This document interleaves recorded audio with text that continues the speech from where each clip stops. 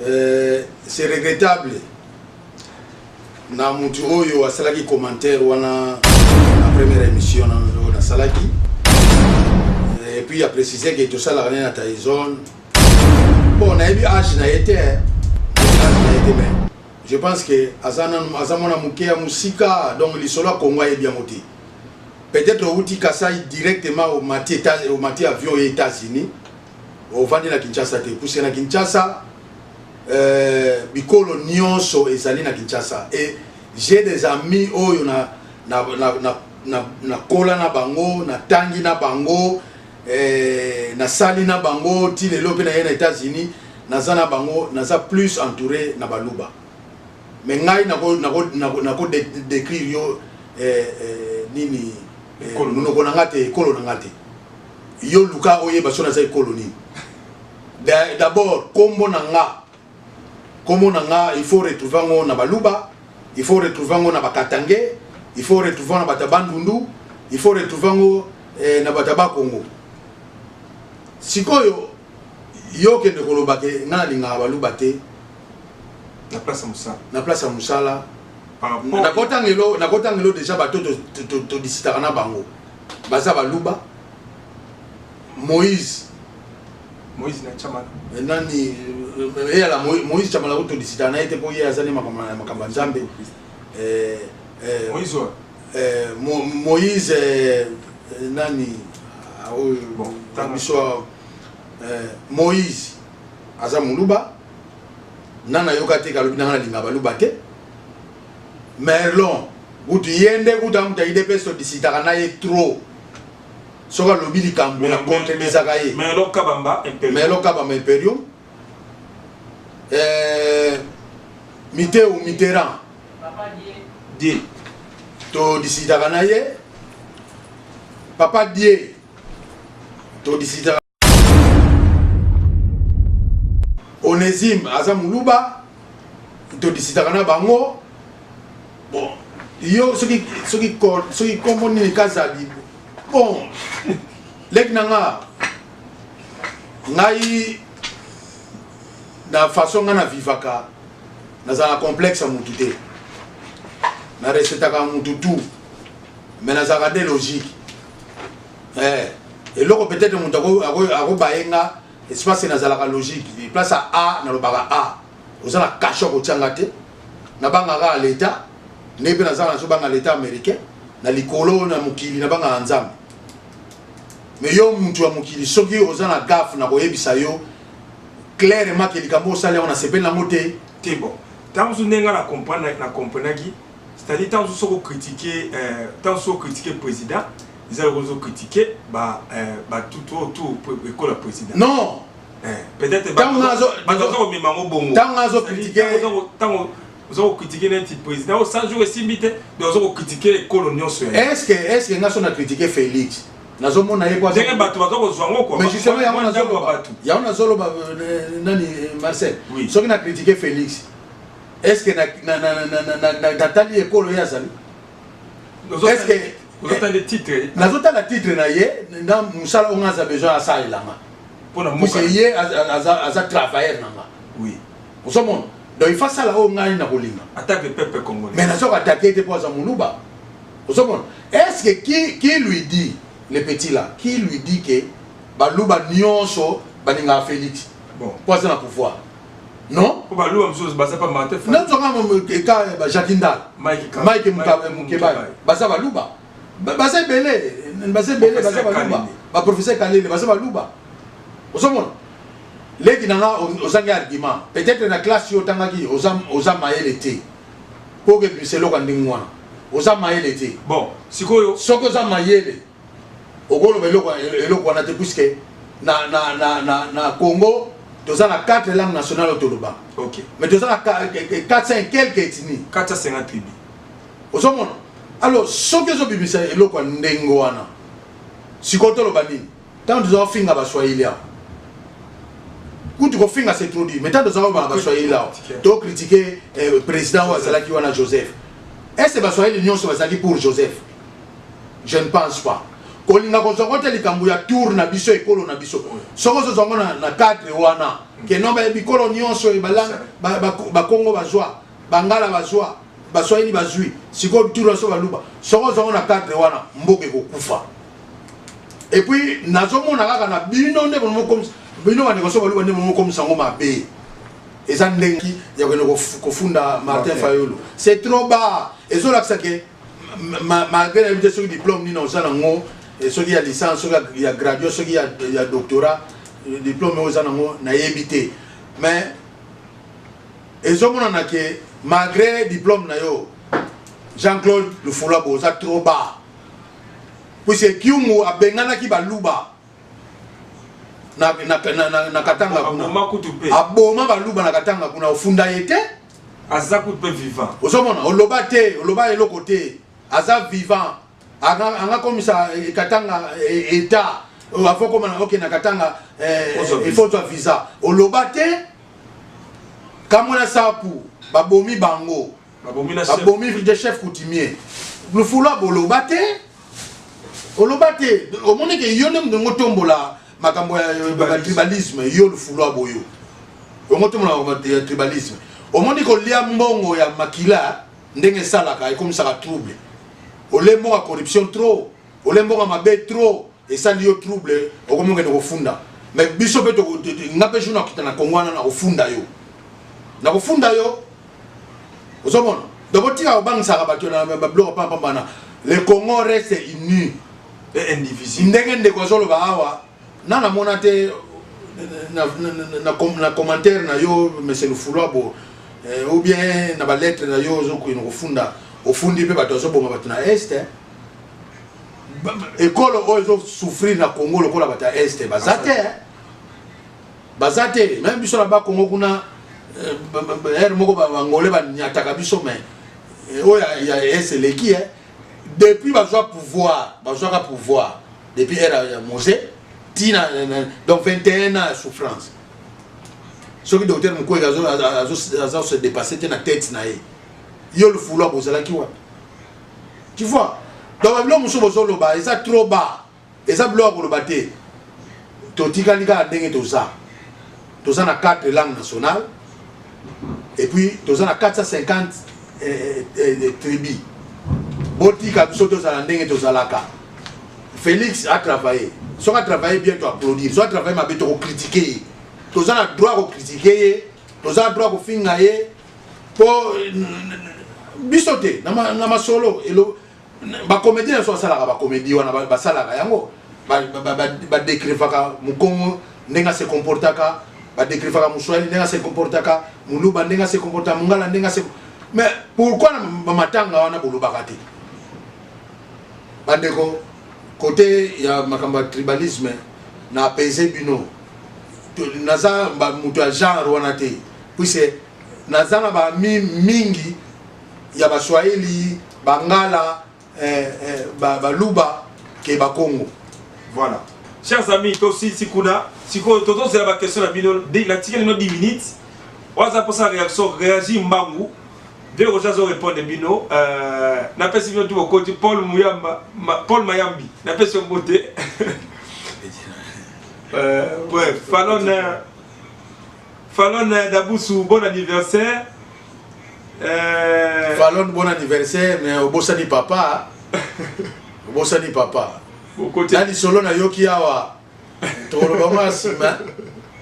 tolobango sima mais ibaki naza papa Mama Christine na pesi mbote nazo c'est la nani mobile na yo nani papa Richard aya to bête émission ya babuki bikeko bato zo luka bino ba luka babuki bikeko fort ma Christine yebisa papa Richard Bokama siko Richard Bokama za mulubati mais pire leki nanga osomona donc nazoma na leki wana ke ye uti mbala moko a traverser bleu akomi critiquer nga kenga linga binote bo soso linga binote ndenge ni kasina linga mbali na te yaki ka po a chrétien yo quoi osomona donc azamona muke abimaka muté avanda atika critique wala na za Roger ya genre on a te na maboko pembe na mutema munene bon na ngo batu mususuge omoni na musique ndenge papa Wemba azalaki nga sikoyo na kovanda na bato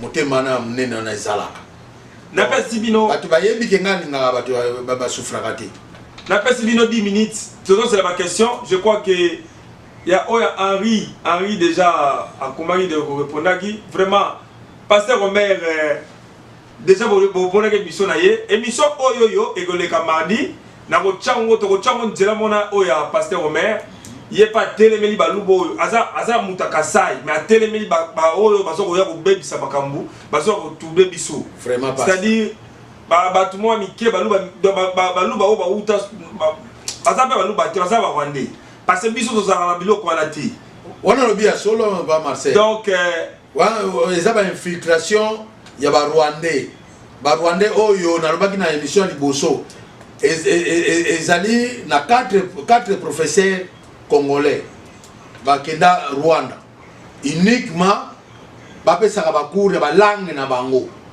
donc oya Mukongo azopesa Kikongo oya Lingala azopesa Lingala oya Muluba azopesa Chiluba oya Muswahili azopesa Swahili donc batu wana nde bazoka mbruye biso ke tokoma binemi ya bikolo baje wana biso tozala na ngote personne de cette mentalité là. Est-ce qu'il a raison, il a tort?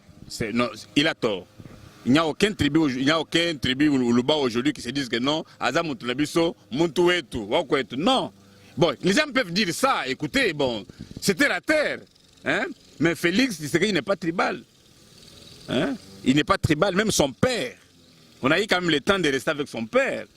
Hein? Il n'est pas tribal. Parce que les autres comme Gomona, parce que il y a Azamute Kolwana, Bate Kolwana, Bazo Bulobake, Bissom Zatoun, attendez, Basoïli, Basalaki, Bangala, Basalaki, Zaskotuna, Bisso. C'est ma camou, il faut qu'il y ait des bons Kongonde, il faut qu'il y ait des bons. Ils peuvent dire ça. Nous sommes dans un monde où chacun peut parler comme il veut. Personnellement, yo, au moins, on discours. Ça, je ne vais pas le discours de tribal. Marcel, tu me connais ici à l'état de Iowa. Pas seulement ici. Je fréquente, bon, tu me connais à partir du Congo. Dans mon entourage, les gens que moi j'ai fait engager dans certains milieux où j'ai exercé ma profession, ce ne sont pas des Balouba. Je me suis toujours retrouvé avec beaucoup de tribus. Tu comprends? Comme je suis de la miséricorde, de la compassion là. Donc c'est comme ça que je suis né. Voyez-vous? Donc je ne suis pas du genre, oh Balobi, non, et telle tribu. Non, écoutez, bon. Pasteur Omer dit ça à Chiluba.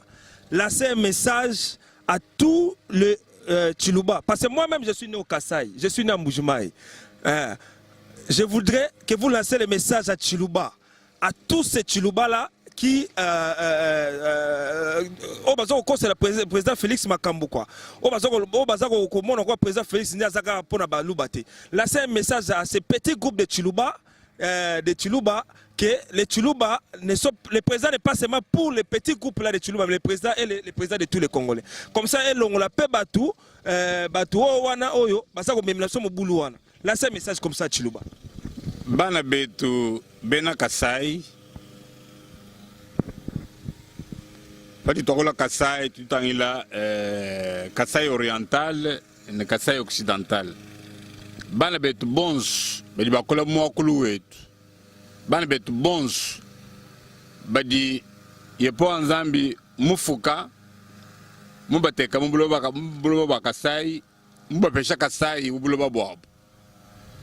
Tulekelai malu akwakula akulonda bantu mwe tumeku mushindu tutu utunzami mutufuka katutuba katuni kansunga to mu français jo amene katutuba tribalisme katuni tribalisme to nunku katulondi bisamba biko abu bijini kansunga bwalo mubutu vumbukalenga anu bangala bwalo kabilo jumbukalenga anu baswahili bwalo kasavu vumbukalenga anu bakongo. Bana betu bons bena Kasai Mukongo mwanen mwena Mongala mwanen mwena Katanga mwanen Muswahili mwanen mwena Est mwanen tu les jai bantu exemple tu kala exemple tu sangisha bantu bons bu mujinzolo usangisha bana beno mapop moyo no. Voilà beto na beto zibula mankutu tribalisme V, tribalisme to, tribalisme apana, toboy tribalisme. Élection yo et memel biso makambo belé. Peuple congolais zibula misu, fungula misu. Papa Omer, merci beaucoup pour ce grand message. Je pense que moi petit groupe ya Baluba ya mabe parce que ngamoko Papa Omer toyebani kala. To sakana biso bien. Élection yo eye ne biso makambu, mais toyebi bato bazana sima makambo wana. Bato ba uta. Boye kokuta biso peuple congolais na Congo na biso calme. Bozolinga boya ko chabiso na kati ba mbutu. Bokolonga te bokoka te parce peuple congolais asa fungoli misu, peuple congolais azala mutu alingaka buzoba te. Bokena buzoba na bino ya kokabula ka ba tribu ba eni mamakambo na bino place bo huta nango. Merci beaucoup, le message est passé.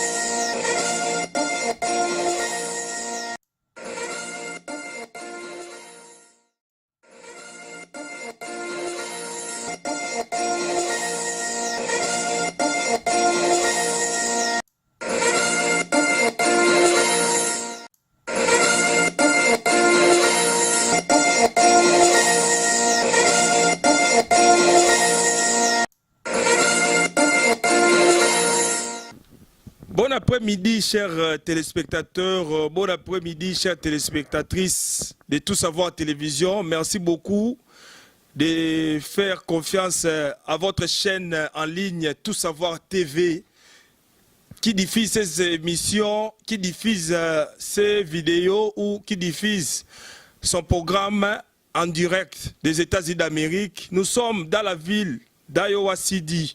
Aujourd'hui, c'est samedi 18 mai 2019 et c'est une journée ensoleillée, très bonne journée. C'est ça qui nous anime et c'est ça qui nous donne cette fraîcheur de vous parler de la politique RD congolaise. Mon nom, c'est Marcel Bangali. Je suis présentateur de cette émission Tati. Tati signifie Top Actu, Top Info. Une émission oyo memelaka bino ba information et puis oyo et analysaka ba déclaration ba homme politique ceux qui to s'intéresser na yo, c'est-à-dire na déclaration oyo to monique to ko traiter yango na chaîne na biso Tout Savoir yango nde to yaka nango. Donc ba information koti ebele boyebi biso ba journaliste Tout Savoir to salaka tam susu ba dazo loba mais pour la Nibozara régulier awawa les États-Unis et puis il faut obéta kayuna nous au côté ici après au salle émission. Boyebi bien chaîne ezarana na mbongo te ba journaliste bazara vraiment na mbongo te wana mutako sote soki pe kaka nde bazui sponsor nde c'est bon soki sponsor a sololi wana journaliste se retrouve comme kolia mais tozoko kemba mutako sote ko sala na TV eza volonté eza sacrifice eza pe ko lingelo ko wana passion na yango le roi to lingi bino mingi nde tozoko memela no mikolo ya ba ville na biso yo pona ko beta masola politique parce que politique équipé sous-souté. Moi na mboka nyonso soki makambo zo simba bien te ezokipe te na lobi boye soki omonike makambu oyo tokolobawa yo to sepela nango te pardon kofinga batu te koyaka pena ba commentaire mabete au contraire pesa biso makanisi na yo nde pesa biso pende yo olobi nini yo okanisi nini yango nde babengi démocratie place oyo liberté na yo sili ya muninge bandi wana na loba mingi te sans pour autant monopoliser la parole na pesa nous papa Roger Mbote bomona ki na première édition ya émission yo aitoye lisusu pona ko traiter sous information pour information côté belé ya mboka na biso. Merci na ba bozo tel en direct soki bona question boyebi principe bozelina na silisi ale bobani mtuna na bino to soki pe côté moko moni clarté otuni. Merci mingi, merci. Papa Roger, bonsoir.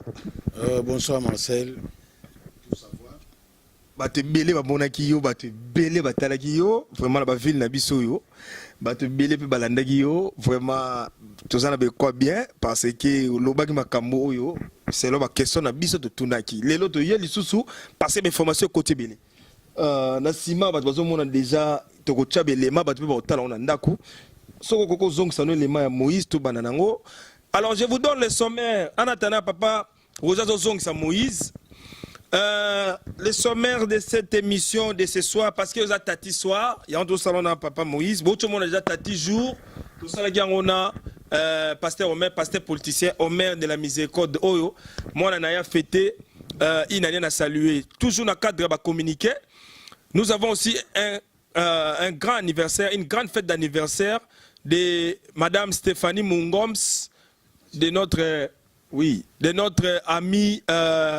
Berli Mungoms, tozo tshela bino kutu, nini sport na bango botala.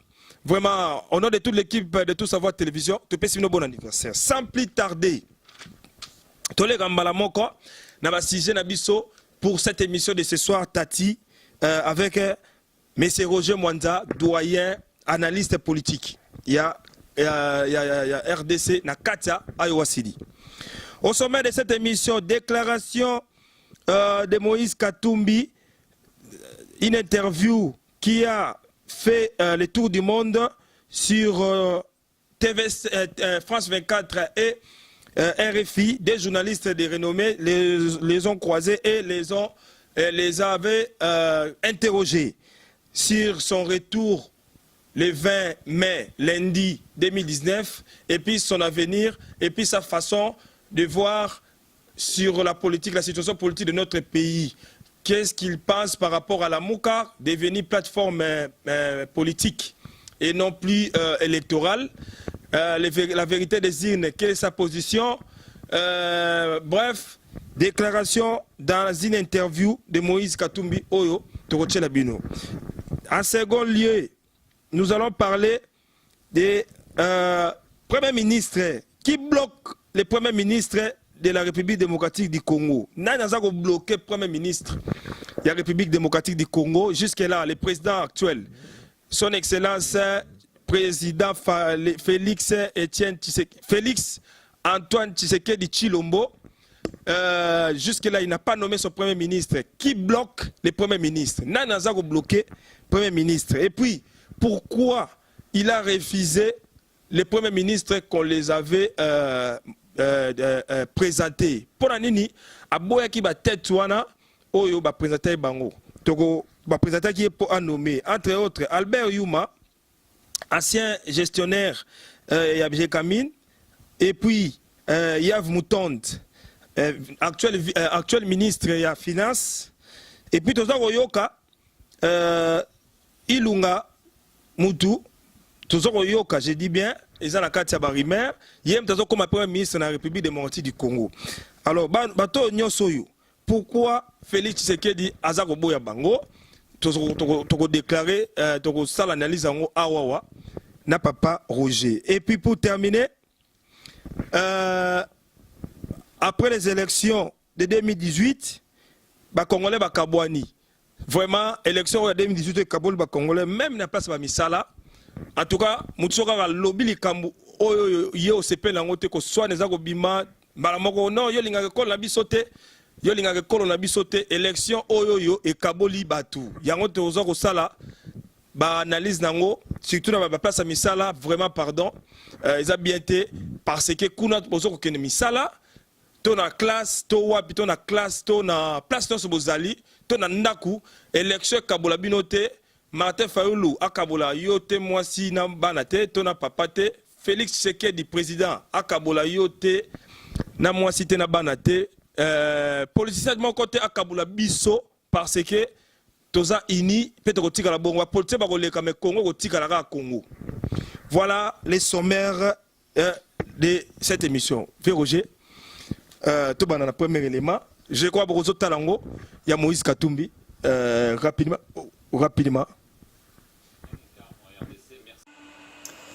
Bonjour et bienvenue sur France 24 et sur Radio France Internationale pour une interview exclusive avec Moïse Katumbi, le président du mouvement Ensemble pour le changement. C'est l'actuel coordonnateur de la plateforme d'opposition Lamouka en RDC. Merci à vous d'être là. Merci. Avec moi pour vous interviewer, Christophe Ouabouvier de Radio France Internationale. Bonjour. Bonjour. Alors, Monsieur Katumbi, la justice congolaise vient de rendre 2 décisions qui vous sont favorables dans l'affaire de la spoliation immobilière, dans celle des mercenaires. Est-ce que vous pensez que vous êtes désormais totalement innocenté? Heureusement, aujourd'hui, la justice peut dire le droit parce qu'il n'y a plus d'interférence de la politique dans notre justice. Je ne suis pas le seul. Je savais que j'étais innocent et que mes procès étaient de mascarade, comme l'avait dit la Cinco. Alors depuis 100 jours, il y a eu plusieurs contacts, Moïse Katumbi, entre votre entourage et celui de Félix Tshisekedi, notamment à Genève et dans d'autres villes européennes. Est-ce qu'on peut dire que ces 2 décisions de justice sont le résultat d'un accord entre l'entourage de Tshisekedi et le vôtre ? Il n'y a pas eu de contact entre le camp de Félix et Tshisekedi. Je vous dis très bien que la justice aujourd'hui peut dire le droit dans notre pays. Le grand problème qu'on avait à l'époque, c'était l'ingérence de la politique. Ils ont tout fait pour me bloquer, de ne pas rentrer au pays et d'être candidat. Ils l'ont fait aussi pour Jean-Pierre Bemba. Donc l'arrivée au pouvoir de Félix Tshisekedi a peut-être facilité les choses du point de vue de la justice congolaise ? Vous savez, il y a des choses positives que Félix Tshisekedi est en train de faire. Par exemple, la liberté d'expression dans notre pays, la libération de prisonniers politiques et aussi supprimer les cachots au service de renseignement. Il y a des gens qui sont restés dans ces cachots pendant 10 ans, 8 ans, sans être jugés. Donc il y a de bonnes choses de ce côté-là.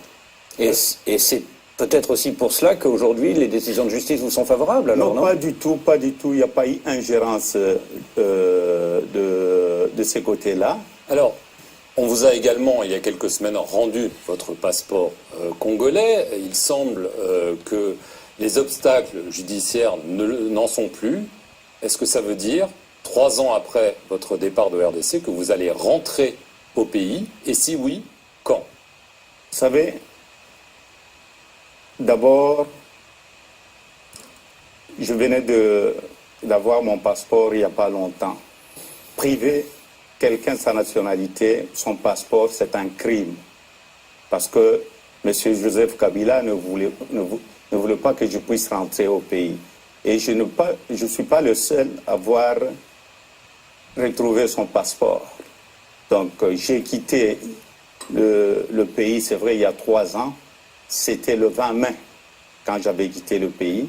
C'est pourquoi, en ce moment même, j'ai beaucoup réfléchi. Si je suis venu ici aujourd'hui pour cette interview, c'est pour mon retour au pays. Je voudrais rentrer au pays et je vais vous donner la date. Je rentre le 20 mai à Lubumbashi pour rester avec le mien, pour consoler les familles qui ont été maltraitées. Moi, j'étais à l'étranger, mais eux, ils ont vécu l'enfer. Et c'est pour cela que je demanderai à tous les juristes congolais qui vivent dans la diaspora, les ONG de droits de l'homme et les églises, il faudrait qu'on puisse réécrire l'histoire de notre pays. Il y a eu beaucoup de morts, il faudrait qu'on ouvre un bureau pour recenser tous ces morts-là et les familles qui n'ont pas fait le deuil. Donc je vais pour consoler d'abord ma population.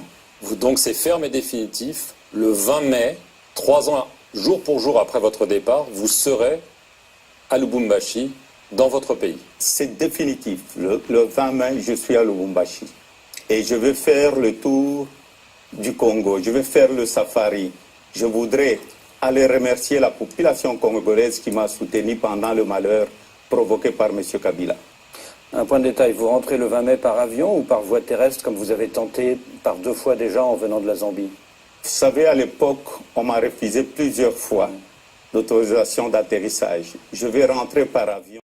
Est-ce que vous pouvez quand même clarifier? Voilà. Chers amis, l'interview c'est sur YouTube. Vous pouvez vous y rendre vous-même. Au Gotalango Yomoko. Mais, les gens point belé oyoyo. Na comprendre en côté. Mais, natuna mukolo Véroger mondial. Véroger, ozo mona makambo Moïse azako loba comment. Oza d'accord na makambo ya zako déclarer parce que batuni vérité des îles tant ozo zonga Congo continent. Oh non, pays photo avancer, élection c'est l'équipe. Batuni est-ce que moyen à kusangisa batu wana tout sous l'égide de la communauté internationale pour boluka paix? Non, biso toza kunate biso tozo kenene pour la Janine Mabunda a changé constitution te yende mzaza ko intéresser biso makama kusangisa batu sous ba égide wana international toza kunate. Et puis ayo koloba zuzu yende ngaza wana Joseph Kabila a traité kaye Jida. Ya lobité ya za Jida te Joseph Kabila mtaza Jida parce que yem ta trahissa ba congolais. Ozako sala kaka Moïse Katumbi confiance tozoko mona ye azana ye mbeya. Ndeko Marcel, merci pour na ndengo pesinga yi parole. Par rapport à interview à Moïse Katumbi, kozana confiance na ye ou pas nakoki komi yebate mpona pesa position nanga mais utile ke bapropos oyo ye azotenir ezolakisa position na ye mpenza te. Je pense que na plateforme na bango oyo ya lamuka il faut baza na idéologie moko pesa position na yo na oyo yo ba question bazotuna yo. Ce qui Martin Fayulu oyo a déclaré azana raison to na raison te lamuka ezolo banini mais position ya Moïse Katumbi ezoye banate tolobi te ke ndenge azokende ndenge wana akende ko menacer Ndeko Félix. Non, c'est vrai, il est le président élu, mais toutefois nana président élu donc le président élu na cour constitutionnelle puisque bangonde batu ba proclama qui est président élu, mais pour la population toyebi vérité mais surtout bito ke na ba débat wana ndeka toujours ba moko ke ezopesa pe moi retard pour la évolution ya mboka mais tous à la conscient ndenge pe na osenga na Moïse azala conscient s'il est vraiment politicien azala conscient soki aza commerçant apesa pe position na ye. C'est parce que ce qui est mal na ba politicien na biso actuel tozolo ba yango bien que eza juste bazo jouer na ba intérêt na bango ba jouer na intérêt ya population te. Personne oyo aza suna besoin ya batu ba kufa. Non, soki batu yango bazo kufa bongo batu no zonga bo diriger banane toza na besoin ya avancement ya mboka mais na légitimité yango nde posa na biso eza. mais makambo ya za koloba na ba TV5 ba RFI ba baza d'accord nango te. Dernièrement mon même ba jeune ba bimaki ba bisa démissionner parce que ba on ba pona ba jeune ya la muka ya diaspora ba lobi ke ye a zoko soutenir Félix Tshisekedi mais ya zako loba ya zako linga Congo et s'embraser te azana posa Congo ya avancer ba makambo Martin Fayulu zako sala pona Moïse azako mona on dirait zozongo sa Congo sima ko bimisaka ba population, c'est-à-dire ba kosenga ba vérité des urnes. Hier à cause de la déclaration à modèle Wanateye Moïse, non, c'est tout à fait normal. Population de Moutou azali vraie base ya makamunyoso. Population de la base. Population de Mdezomona clarté. Population de Mona clarté, je pense que depuis Félix azana pouvoir même mise mokopé main noire mokopé ezosala ke mboke décollé te ça Joseph. Alors ce qui Martin Fayulu azolobaka vérité des urnes c'est par rapport à deal oyo Félix basigna na Joseph raison pour laquelle tu le lot de ce monde est comme côté gouvernement zo salamate et ça n'a pas raison Martin Fayulu a crié que Félix a démissionné, Félix a divorcé. Bon, ce que le bandé on a raison. Donc, il y a un problème, il y a Banamboka, il y a un problème, il y a politique. Il faut Mboka et en vol nango, il y a un autre nango pour ça. Et na légitimité nyos, na légalité nyos, il y a un autre pour ça na biso ezali. Mais si on a minute du président a déjà Félix Tshisekedi Tshilombo et puis Moïse Azalagi opposant à ça déjà na Kabila paix à Kendagi exil le 20 mai 2017 n'enga le bipabi 3 ans donc 2016 et puis Azaro zonga kuna na yoka kikutu Joseph Kabila fala kuna kita kuna na Lubumbashi le même le 21 pour na kinoko assister na célébration à l'équipe na ye Zoé ndenga komi nani mais na yoki na dernière minute ba pekisi. Bon, en fait Papa Marcel kozala sur na Moïse ou pas ngai Congolais nyonso oya bengami mwana mboka oyo akoki koyede biso pote Joseph Kabila a se terre na kozala pour Congolais wana po biso tozala posa mboka na biso pe échanger et en vol mususu on a beaucoup souffert. Il y a Bakana, il y a Batueri. Mais le cas présent, oui, parce que le cas présent, ils ont des présences à Moïse dans le Congo. Yo, aux autres moments, il faut changer la présence dans le Congo. Parce que dans le lobby, quand on est au là, agence Moro, tout va salama B. Hier, on a enregistré Bango pour amener un rapport voilà quelque part. Ce qui, Baboma, Nekonayo, Bakataye, Baviolayo, Moïse Katumbi, qui est au département Moro Congo, il y a retraité. Ba kanyoso batu basalama be na Congo soki yo soda osala ko betaka mutu to boma mutu sala mutu kanai moko boye Moïse Katumbi chapwe azoko kene ko fungola agence moko département moko pour enregistrer batu tout o baza victime makambo kanai yanko o basala ka ba congolais butu moi na ko o ba congolais ba mona na période oyo président Nazalaki, il y a un Moïse biloko ba objectif photo quitter le Congo en moi. Au moins on te ça bien pour na bateau ba sala pe ma BP ba zwa pe moi nguba moko boya makala pe ba la pe vungule. Oui, na ko ngo ça d'accord na ngopé je pense que régime wana et nyokoli quand même ba congolais. Donc bazalaki na bolingo ba congolais té. Ce qui Moïse a l'agence à marque wana n'a quoi applaudir pour tout le monde clair dans la situation il y a Fidel Bazaba Amatungulu Floribert Chebea surtout Bettina Bisso Rossi donc na ok la famille na emawa ko perdre ndeko ko perdre papa les facilités l'écolo il y a développement il y a mboka na biso l'écolo il y a démocratie en mboka na biso to perdre un intellectuel le la petit wana non ça fait mal ça fait mal vraiment ça fait mal même Thérèse Kapangala même la fille Thérèse Kapangala c'est une sœur là mi pesa Nzambe nandeko mususu na bosani komo na ye na este o tumbaki ndaku na bango place ya fandaka batumbaki na eri bokolo voilà ba o nyonso kaka o bakufaki likolo ya kobundela mboka na biso toza de cœur na bango ndenge bakenda nzambe azwa molimo na bango ko bazaki ko défendre cause moko juste. Merci pour la question na yo Marcel. Na o etali nommé Premier ministre, signature il y a le président de la République, Nadine Nabango va signer qui na FCC.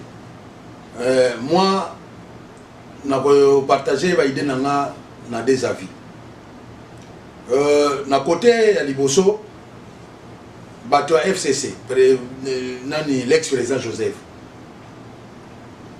ayebi na ye bato azopesa Félix ayebi na ye que Félix aoboya ba ayebi comment par rapport à makambo baza nango na monde extérieur puisque tangu bazotia premier ministre ya mboka moko songolo net na mboka na biso ta bazonga batia premier ministre il faut mutu wana azala pe na ba relation extérieure mais tant aux en relation il y a ma benne extérieure bakolinga ote et puis il faut faire souffrir sumboka davantage. Joseph a bien que bato so pesa wana Félix Oboya mais azape na batu oyo ya mayele pe na kati ya FCC wana ayebi bango mais pourquoi pas zolinga otia bango kasi yanga pesi bango bato mayele on pe bango non bato mayele oui mais baza ba antécédent na libanda. À part l'Afrique du Sud. À part l'Afrique du Sud. Déjà, tant qu'on dit à part l'Afrique du Sud, cela veut dire que sur le monde international, là, ça n'a pas de problème. Donc, quand on a bangoté, on a la carte. Ce qui Félix a bloqué, et ça, suite, il y a bloqué. Et puis, ce qui n'a pas une version de Félix, Topé s'appelle Tana Mboka, Misala et Banda. Les gens souffrent. Batala n'a pas intérêt à bangoté. Batala intérêt il y a population oyo il faut taki bango oyo linga ki bango comme Babimisa qui est président il a le pouvoir dans toutes choses bayokana na Joseph na ndenga malam pona ko freiner mboka te ba pesa biso mutu oyo population akondima monde extérieur ekondima pona ba relation extérieure po mboka etambola. Pour ceux qui vont kende ka na antécédent na bango na badil na bango to ceux qui na 6e mois 5e mois non to ceux qui na 6e mois puis c'est sur les 24 ceux qui les 24 5 mois sans gouvernement et 5 mois sans ministre sans premier ministre mboka kotambola te mais dans l'entretemps la population souffre mutamda chaba biloko na prix oya lingi mutamda zo sala makam na ndenge ya lingi non wana va faire souffrir population ou ba lingi population wana ou ba lingi bangote yango tozo senga et le président Joseph l'ex-président Joseph et le président actuel Félix Tshisekedi bon pesa biso quand même paiement 5 mois c'est trop tenga tout nyo question na to bloquer sikoyo parce que question c'est ça qui bloque le premier ministre. Parce que dans le élément, on a dit que Joseph n'a pas tenu à FCC, le président Félix, 3 noms. Le président comme ça bouya. Joseph Boya a bloqué. Félix a bloqué. Ce qu'on a l'élément na PCO, na bato na tangeli yo. Na moni Albert lobi yuma ateki banda kunyonso ya Jekami na Bruxelles. Tu vois. Henri Mouya. Et à parmi les impunités. Et là, au but, il y a un état de droit. Vous avez la preuve, non? Na vie, il y a Félix, na batu oyo, bazo présenté au hasard antécédent na libanda. Ce qui est bien, Félix oyo, mutu oyo azoluka. Peut-être au hasard antécédent na libanda te. Mutu oyo azoluka. Joseph a yebi na ye. Que Moututel sont présentés par Félix. Félix a Gondima, Ayebi Baton. Mais dans l'entretien, il sur la rapé. Félix va se proposer. Le problème est qu'un homme capable, Oyo, capable de défendre Mboka Nabiso, Yende tout ça na posa na yi. Un premier ministre qui défend notre pays partout où il y a aucun. Nous avons besoin. Nous avons besoin de que où il y a tâtonner non. Où il y a yebi ma camouflage na salle. Il y a besoin. Ce qui a eu dans la FCC wana, ce qui l'ont mazam dans la FCC bravo. Vraiment. Mais il y a aussi certains observateurs qui ont pensé que la présidence est en train de jouer aux manœuvres pour continuer à gérer, dans le sens que les Congolais ne sont pas le président a joué manœuvre parce que celui le premier ministre a côté il y a vraiment na ba mot d'ordre d'exécution na exécutif quoi parce que premier ministre comme a chef du gouvernement pour l'exécutif il aime de gérer l'exécutif président c'est comme vraiment à non il y a aussi comme lobby président ça la manœuvre quoi surtout que premier ministre a na il y a ba obédience na été non Marcel il y a ça manœuvre wana gutu il y a raison le problème est que le premier ministre a une vision, il y a président. C'est le président qui a la signature. Non, le premier ministre est autonome. Non, il est autonome, il y a chef du gouvernement. Il est chef du gouvernement. Oui, mais il n'est pas le chef de la République. Non. Oui, mais l'action du premier ministre est engagé totalement chef de l'État. Parce qu'il y a un projet. Parce que, mais il a l'œil, c'est lui qui préside. Il a l'œil sur le Premier ministre. Il a l'œil. Oui, il a l'œil, mais action et gouvernement. Et où tu as la FCC, où tu n'es pas président de la République. Il y a un président de la République, action na ye aux na fait pourquoi parce que gouvernement action gouvernement où tu as un projet ya FCC pour bangonde simi gouvernement. C'est ça là où biloko monsieur sont bloqué en moi. Non. Pour ça c'est la président à pouvoir de 2 ans soit kasi pour pays na monsieur ça semi présidentiel. Donc premier ministre a Rolanda vision na ye. A Rolanda vision à chef de l'État. Mais c'est lui le chef du gouvernement. Ce qui y est à l'objet qui a la vision à la FCC d'office, il y a une divergence. Kasi ya moi il faut pas une divergence parce que dans la famille baza ba uti na mais or y premier ministre à Rolanda nini programme ya FCCT Rolanda comment bango ti va diriger FCC doit diriger, gouvernement doit diriger sous l'office il y a chef de l'État. Il faut baser en commun d'idées dans chef de l'État. Vous savez, ce qui est là, il y a un ami d'office à destituer le gouvernement, il a les droits. Voilà. Chers amis, merci beaucoup. Vous êtes en train de suivre l'émission Tati, Top Parti, Top Info. Deuxième sujet, qui bloque le Premier ministre. Vous avez une analyse. Nous sommes en train de faire des analyses. Nous avons comment le problème, la solution est nini. Nous avons une solution pour le ministre, nous avons oh, ministre, il fallait bima, premier ministre, il fallait bima, pour ministre, ministre, afin que Mboke Tamola, parce que Mboke Kangami, budget Zate, bah, tu vas foutre Magara, bongo, ancien budget, oh, je régime monsieur chargé, et puis président Sikakoti, premier ministre, il fallait ya, parce que normalement, ils ont la 4 constitution. Alors, nous ne savons pas pourquoi le premier ministre a bimate, et ça clarté. Il y a d'autres l'analyse. Tu as mis pour la bino, M. Roger Mwanza, analyste politicien de la ville de Bissawa, P. doyen, P. Mayel et Naye, il y a d'autres au Kaboul. On a déjà commenté aux autres. Henri, Alobini, Marcel, le président, et les garants de bon, les garants de bon fonctionnement de toutes les institutions du pays. Oui. Non, le programme du gouvernement et la vision du chef de l'État. Henri, programme du gouvernement et la vision du chef de l'État dans le contexte oyoyo, ce qui, Premier ministre, a outil la majorité de la famille politique à chef de l'État. Comme ça, la confusion est, tant bien, et plutôt tant la situation politique bien. Ministre Azaro la famille à chef de l'État. Premier ministre Azaro la majorité parlementaire. Banani la majorité parlementaire et la FCC. Bamon ba sa programme. Tout ça la confusion té. Na koki ko za na bino d'accord, je suis d'accord. Na nenga vision, il faut attendre mon vision chef de l'État. Mais na nenge ya programme, ba ko zo programme chef de l'État té. Bamon ba ko zo programme ya famille na bango politique. Oui, papa, namoni pe maman Lili à côté. Tu fais ce moté. Bon, maman Lili, Basima, Bikalu. Tu fais ce moté. Moi si papa Roger Mwanza, Oto Yambia. Bon, Marcel, pour la bonne marche, il y a Mboka. Quel que soit le Premier ministre, Nani Marcel, au moment les lots.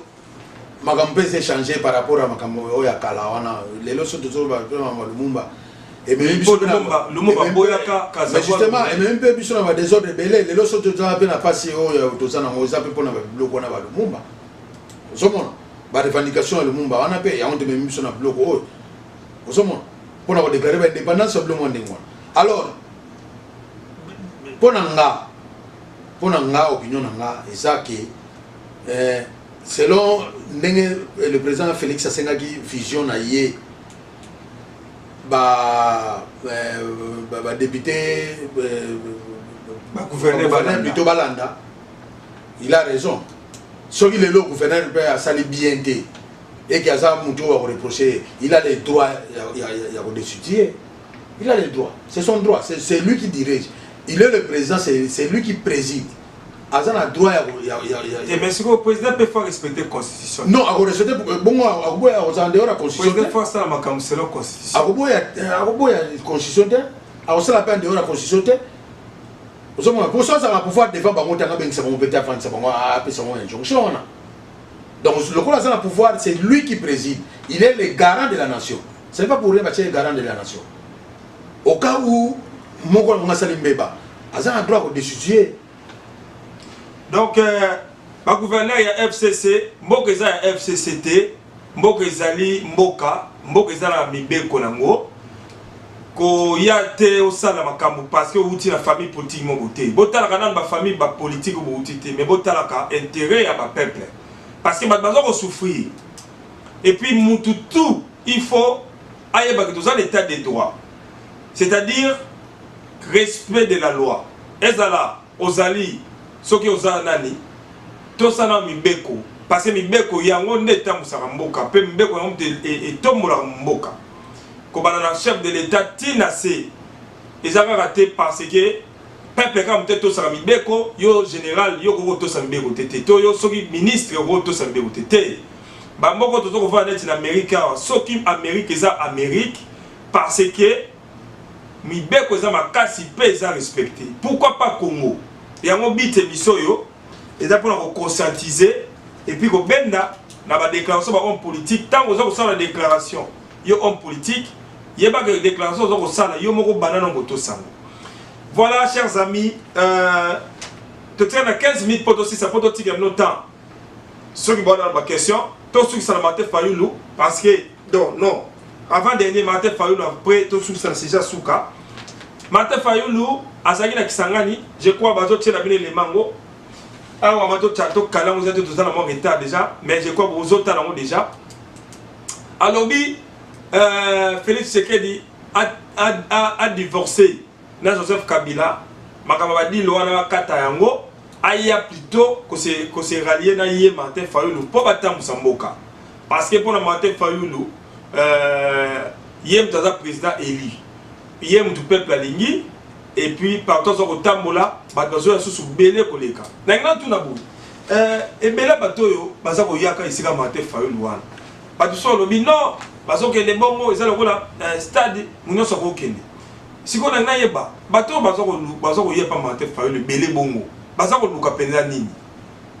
Bateau baza ko yaka meeting à Martin Fayoulou. Et là on y balingi. Marcel. Et c'est que ça a pour la décision de Salah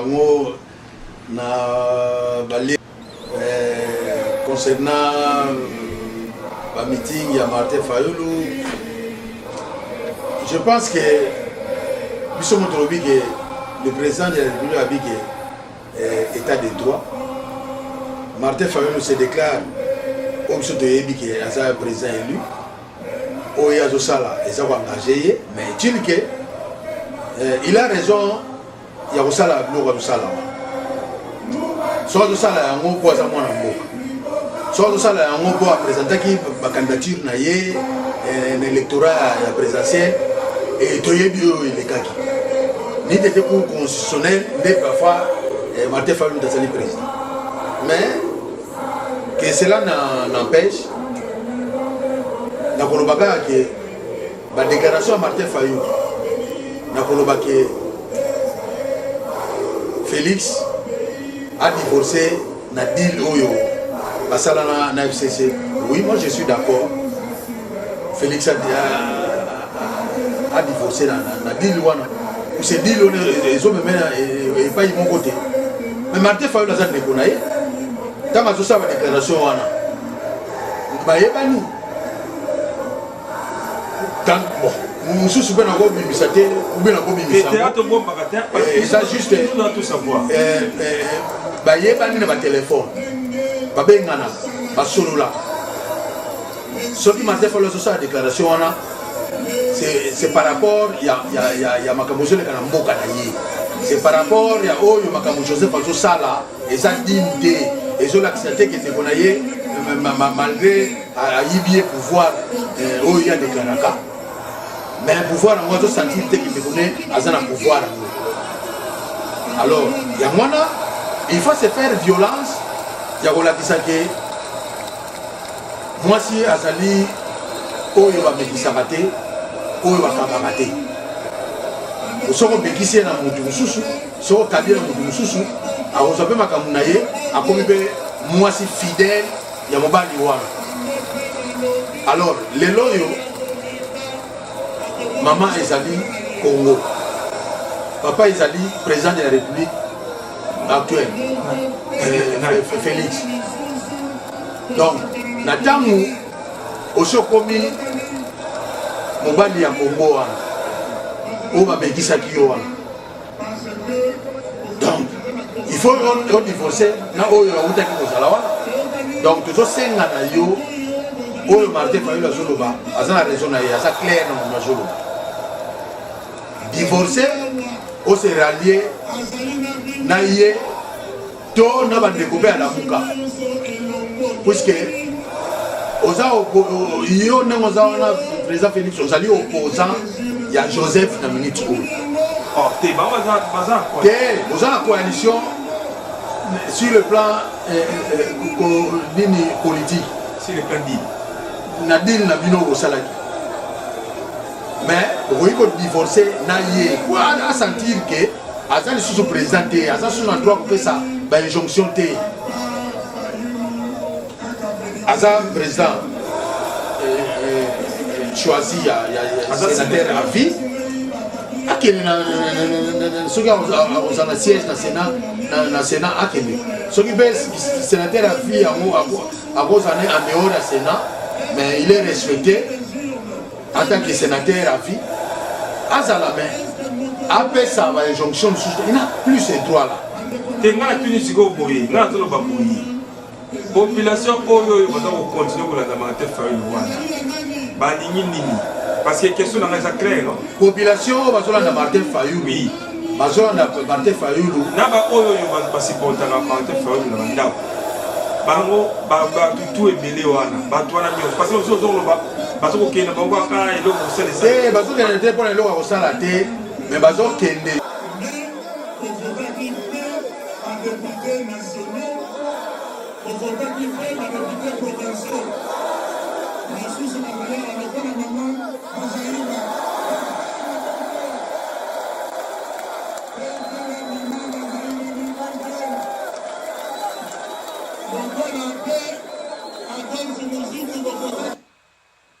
Félix kaka nde mutu ayebi biso toyebi yango te et je dois vous avouer que jusqu'à présent biso toza libanda ya bamasano wana toza libanda mais je vous dirai vous le reste ozolandanga que Félix asololaka na bato wana banani asololaka na babemba asololaka na Moïse asololaka na Fayulu asololaka na bango ndenge asololaka na Joseph na mutu na ye aza zoba te aza mutu aza zoba te donc tolongola idée que oh Martin Fayulu il fallait aloba avant il fallait solola avant te deal elaki FCC na cash Martin Fayulu n'a rien à voir avec la Premier ministre ya Tshisekedi n'a rien à voir tant que vous devez sauver votre mboka te engé sauver mboka te po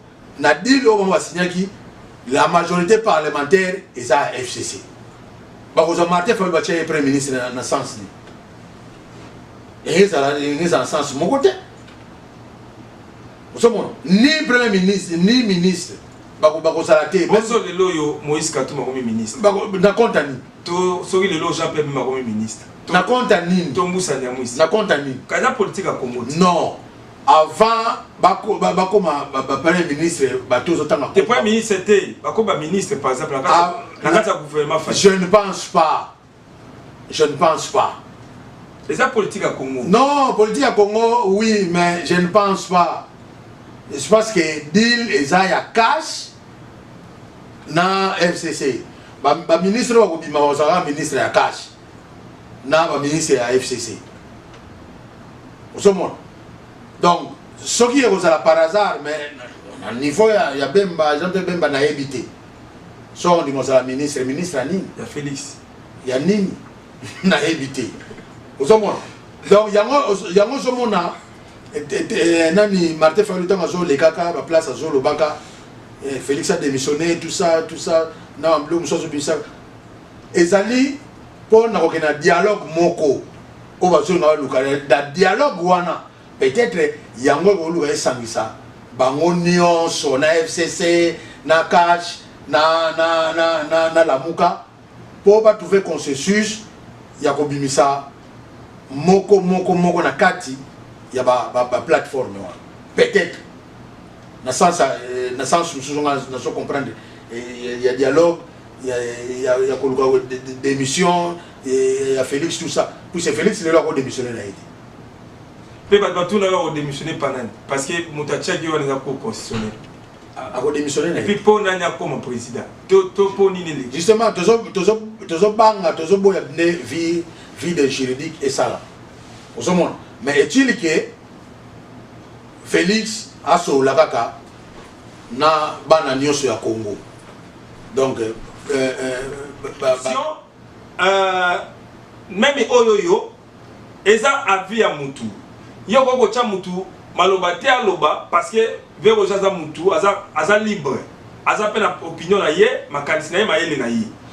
Yo ko zelate ke Marcel Bangali aloba makambu poyo sepela te. Nga aza pe mutu naza pe na makanisi na ngai, naza pe na ma liberté na ngai. Ndenge moko na yo ozotala biso na o botala biso sima na ndako.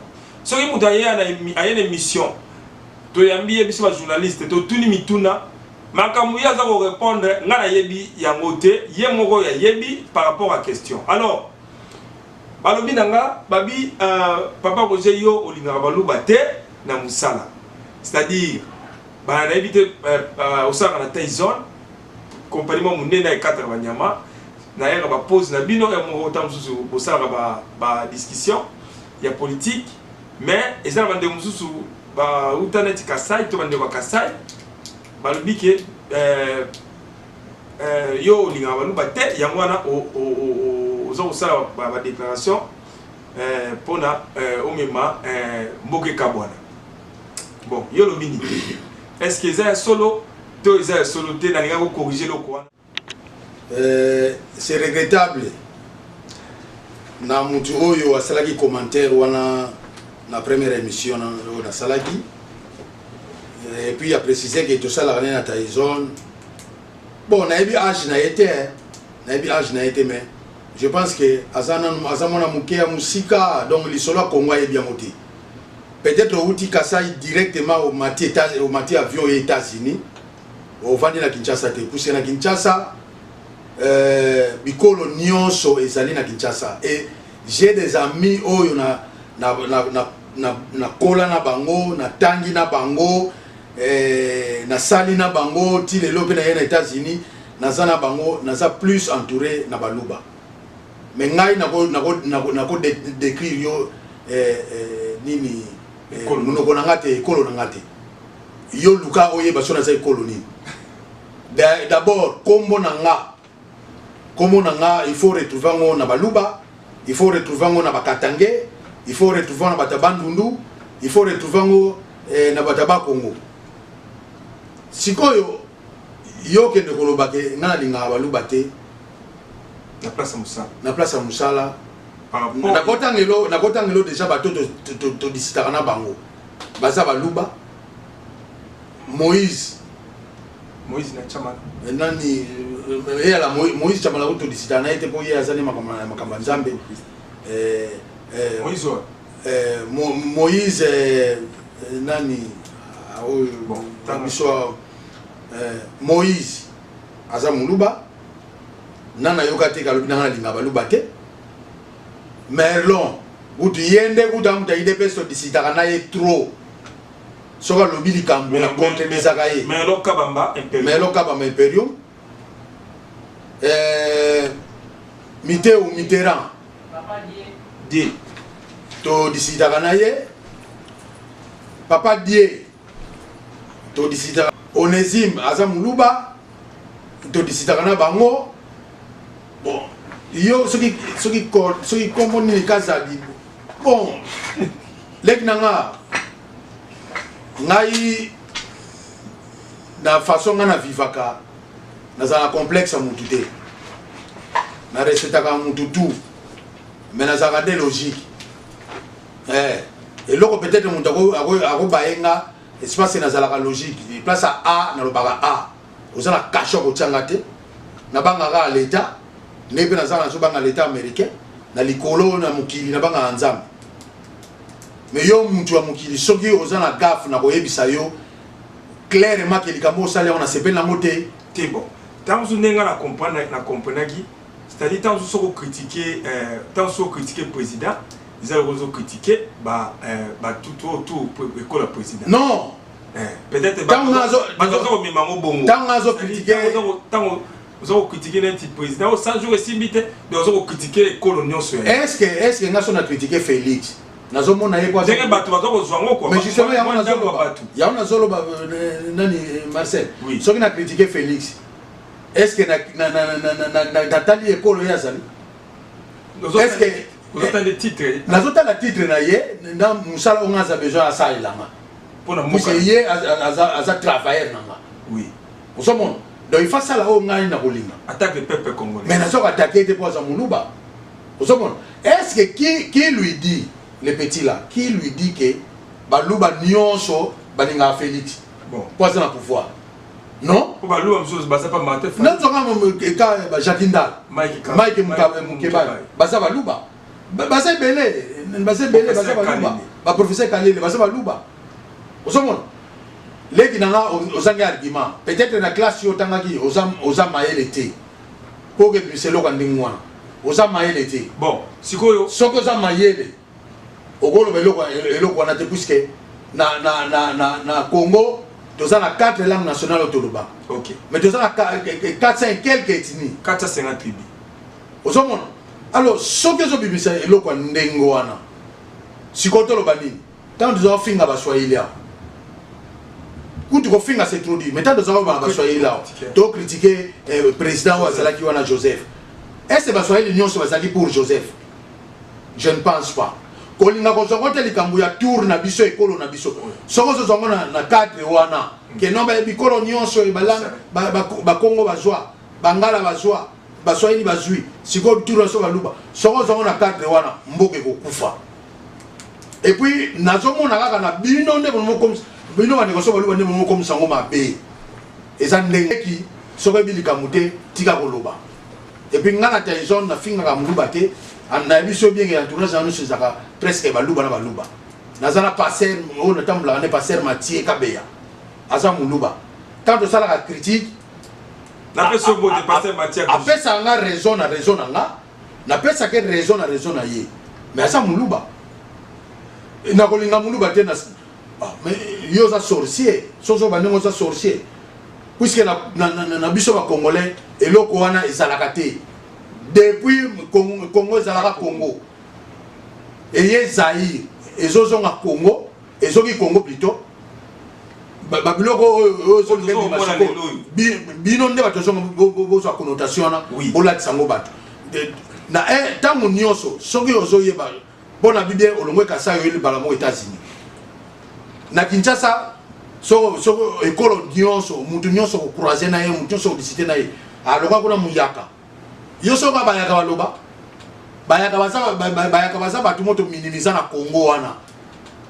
Or parmi les intellectuels bayaka baza na kati bata bandundu bayaka osala musala yo biso benga kiboyi mais osala musala kiboyi azoka économiser atanga soka sisi classe na ye atiki musala kiboyi lobi akomi patron ndeko tika koloba eloko ozoloba ana po oyebi te place olingo mema likambo tika koloba eloko wana nga nazala makambo wana te. Oui, bon siko message oza nango olance na ba groupe ya bato oyo bazokantaki mboka eza mboka batour donc c'est-à-dire ya bikolo toka bwana bato bazokoyena biloko wana tant que président Félix azana na biloko wana te po azana jeune akola d'abord pe akola na poto azana mo na Bruxelles azana même pas mo na Kabeya to mo na nente azana biloko wana te na mutu biso tout ozana ngoti ezaka na bato oyo bayebi masala ka makambo bazolinga baya ko chango na ba congolais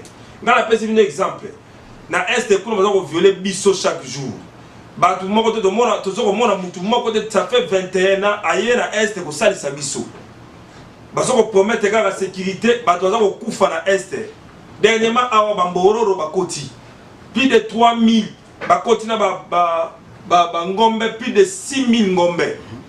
Est-ce que to solobi na ngozo kipe biso kuna c'est-à-dire biloko bikolo yo lelo soki tango komi boye ba yanzi bakobima kuna na toke na kota batetela kuna batetela bakwa koloba pe bo kipe bango batetela bazape na ba problème na bango na batetela kuna so tokei na bakongo kuna babudida Congo donc on voit que muto azo raisonner na terme bikolo eza trop bas to raisonner na terme ya Congo.